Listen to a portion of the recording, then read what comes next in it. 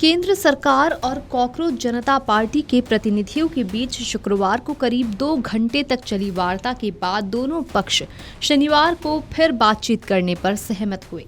बैठक में सीजेपी ने केंद्रीय शिक्षा मंत्री धर्मेंद्र प्रधान के इस्तीफे समेत 3 प्रमुख मांगे सरकार के सामने रखी। संगठन का कहना है कि यदि शिक्षा मंत्री धर्मेंद्र प्रधान को नहीं हटाया गया तो आंदोलन और तेज किया जाएगा। वहीं सरकार ने मांगों पर विचार के लिए शनिवार दोपहर तक का समय मांगा। सरकार के साथ बैठक के बाद कॉकरोच जनता पार्टी के राष्ट्रीय प्रवक्ता आशुतोष रांका ने कहा, कल की बैठक में कंपनसेशन और लीगल मामलों को लेकर सकारात्मक प्रतिक्रिया मिली। एक इन प्रिंसिपल एग्रीमेंट हुआ था। हमें उम्मीद है कि आज वो रिटर्न एग्रीमेंट भी मिल जाएगा, लेकिन जो मुख्य मांग है धर्मेंद्र प्रधान के इस्तीफे को लेकर अभी तक कोई ठोस फैसला नहीं आया है। अगर प्रधान इस्तीफा नहीं देते हैं तो हमें बता दें, फिर इस तरह की मीटिंग का कोई मतलब नहीं है। हम अपनी आगे की रणनीति पर काम करेंगे। ये अभी तक ऐसा कोई मूवमेंट हुआ नहीं है।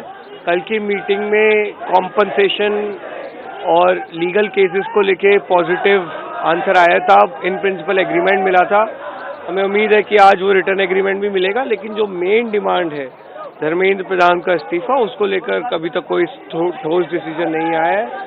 बल्कि जो हम कल मेन स्ट्रीम मीडिया पे देख रहे थे कि सूत्र कह रहे हैं कि प्रधान जी इस्तीफा नहीं देंगे, तो अगर प्रधान जी इस्तीफा नहीं देंगे तो बता दीजिए, फिर इस तरह की मीटिंग्स का कोई मतलब नहीं है।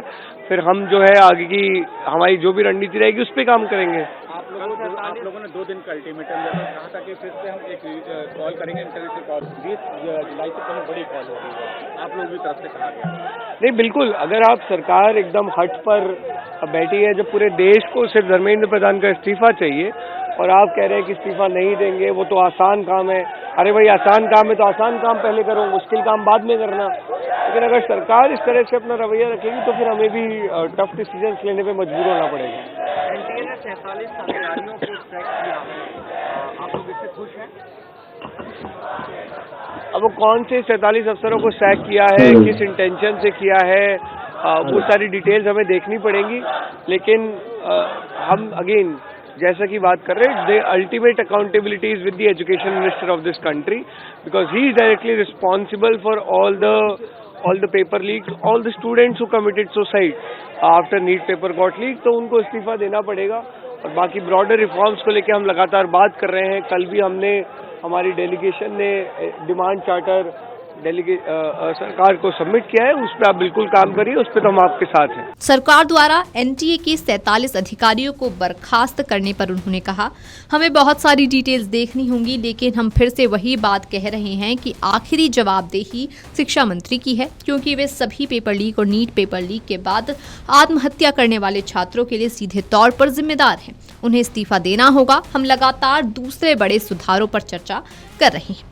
आशुतोष रांका ने कहा कि अगर धर्मेंद्र प्रधान इस्तीफा नहीं देते हैं तो आंदोलन को और तेज किया जाएगा। उनके अनुसार इस स्थिति में सीजेपी को जल्द ही आंदोलन को आगे बढ़ाने के लिए एक नया देशव्यापी आह्वान जारी करना पड़ सकता है। रांका ने कहा कि आंदोलन से जुड़े लोग अपनी मांगों को लेकर गंभीर हैं और उन्हें उम्मीद है कि सरकार उनकी बातों पर सकारात्मक निर्णय लेगी।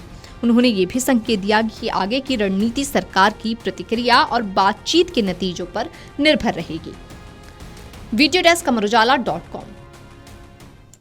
अगर आप ये वीडियो YouTube पर देख रहे हैं तो हमारे चैनल को सब्सक्राइब कर बेल आइकन दबाएं और Facebook पर देख रहे हैं तो हमारे पेज को लाइक करें। अगर आप ये वीडियो YouTube पर देख रहे हैं तो हमारे चैनल को सब्सक्राइब कर बेल आइकन दबाएं और Facebook पर देख रहे हैं तो हमारे पेज को लाइक करें।